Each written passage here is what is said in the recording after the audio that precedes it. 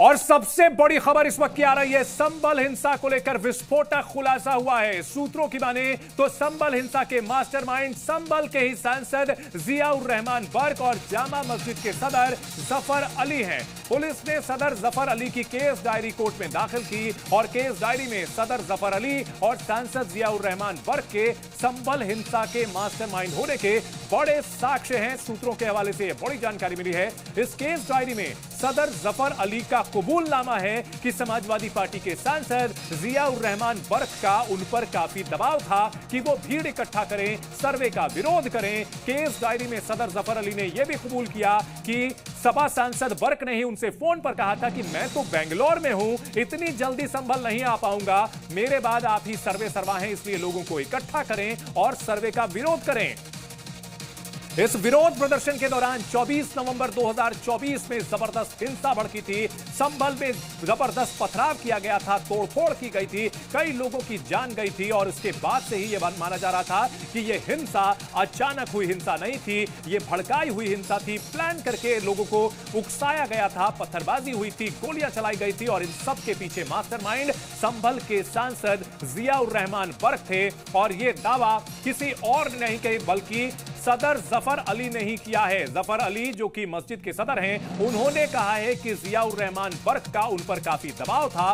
उन्होंने ही जियाउर रहमान बर्क जो कि अब तक यह दलील दे रहे थे कि हिंसा से उनका कोई लेना देना नहीं था क्योंकि वो तो उस दिन थे ही नहीं संभल में, वो तो बेंगलोर में थे। लेकिन जफर अली के इस खुलासे से यह साफ हो गया है कि जियाउर रहमान बर्क ने पूरी प्लानिंग के साथ खुद को बेंगलोर में वहां से रहते हुए इस पूरी हिंसा की साजिश उन्होंने की थी, लोगों को इकट्ठा करने और वहां पर विरोध प्रदर्शन करने के लिए उकसाया गया था। यह बहुत बड़ी खबर आ रही है। संभल हिंसा को लेकर प्रशासन की ओर से लगातार पड़ताल की जा रही थी। 100 से ज्यादा लोगों का अरेस्ट हो चुका था और इन सब के बीच मस्जिद के सदर जफर अली ने कहा कि बर्क ने दबाव बनाया था। बर्क जो दलील दे रहे थे कि वो तो बेंगलोर में थे, लेकिन बेंगलोर में बैठकर उन्होंने संभल में आग लगाने की साजिश की थी।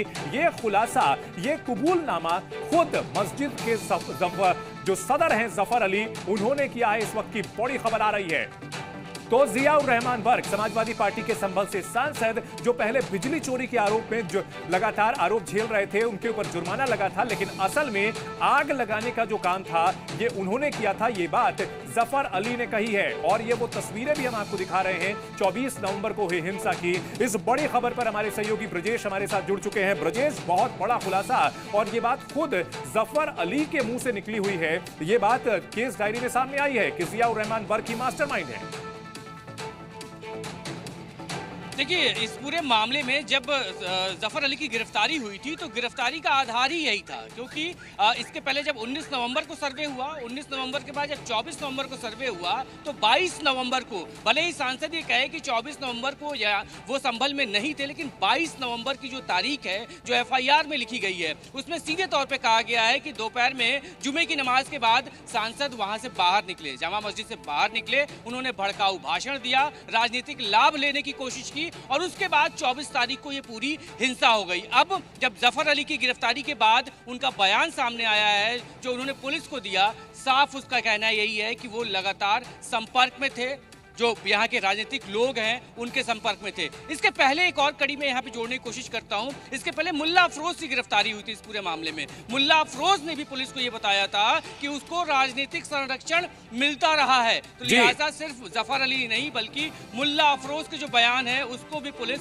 क्रॉस चेक करेगी और इसीलिए 8 अप्रैल को सांसद को संभल पहुंचना है, SIT की टीम के सामने पहुंचना है और उनके सामने वो तमाम जफर अली के बयान, मुल्ला अफरोज के बयान रखे जाएंगे। उनसे उनकी क्रॉस क्वेश्चनिंग होगी कि सभी ने बयानों में क्या आपका नाम लिया है या नहीं लिया है, या फिर कौन सी राजनीतिक पार्टी है जिनके संरक्षण में ये सब कुछ पहले से चलता आया है। इस बीच ये बयान बेहद ही अहम हो जाता है। ब्रजेश, ये बयान इसे साबित करने के लिए क्या फोन कॉल की चैट वगैरह जो होती है, फोन कॉल की बातचीत, कॉल डिटेल्स वगैरह का भी की जरूरत पड़ेगी? क्योंकि जियाउर रहमान बर्क जो है सांसद है, अगर उनके ऊपर कार्रवाई करनी होगी प्रशासन को तो पहले तमाम सबूत इकट्ठा करने जरूरी होंगे।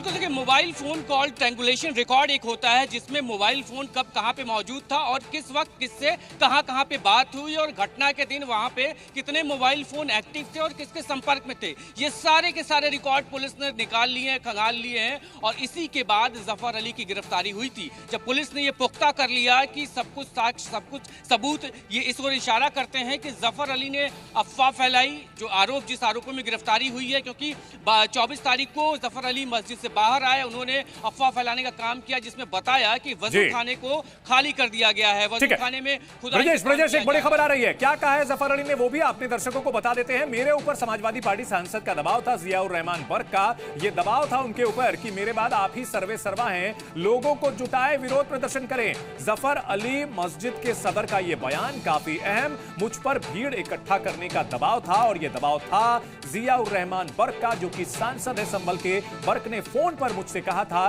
कि मेरे बाद आप ही सर्वे सर्वा हैं, मैं तो वहां हूं नहीं, बेंगलोर से पहुंच पाऊंगा नहीं, इसलिए मेरे बाद आप ही सर्वे सर्वा हैं और इस वजह से उन पर काफी दबाव था। और यह बयान ब्रजेश पूरी तरह से संभल हिंसा की तस्वीर को जो है यहां दूध का दूध और पानी का पानी कर देता है, क्योंकि कहा यही जा रहा था कि संभल की हिंसा अचानक नहीं हुई थी, पूरी प्लानिंग के साथ हुई थी हिंसा। बिल्कुल पूरी प्लानिंग थी और उसी को पुलिस ने डिकोड किया है। डिकोड इसलिए कि जो किरदार उसमें एक एक करके जो 80 आरोपी अब तक जो गिरफ्तार हुए हैं, सबके बयान बेहद अहम रहे हैं और उन्हीं को डिकोड करते हुए पुलिस आखिरकार उस कड़ी तक पहुंची कि आखिरकार ये लोग कैसे वहां पर पहुंचे, क्योंकि सिर्फ जफर अली थे इस पूरे कड़ी में जिसको जानकारी थी कि कब कब सर्वे होगा, कितने बजे सर्वे की टीम आएगी। और जफर अली का जो कनेक्शन निकल के आया है पुलिस के इन्वेस्टिगेशन में, हालांकि अभी इस पे जो सांसद हैं उनके बयान होने बाकी हैं, उनसे इस पर सफाई ली जाएगी। और बार बार मैं इसीलिए कह रहा हूं कि 8 अप्रैल अहम दिन होगा जब सांसद संभल में होंगे और उनसे पुलिस इन तमाम सवालों के जवाब मांगेगी कि आखिरकार क्यों जफर अली इस बात को कह रहे हैं कि उनका संबंध, उनका कनेक्शन सांसद से। ब्रजेश, ये खबर अपने दर्शकों को एक बार फिर से विस्तार से बता देते हैं, क्या है ये खबर?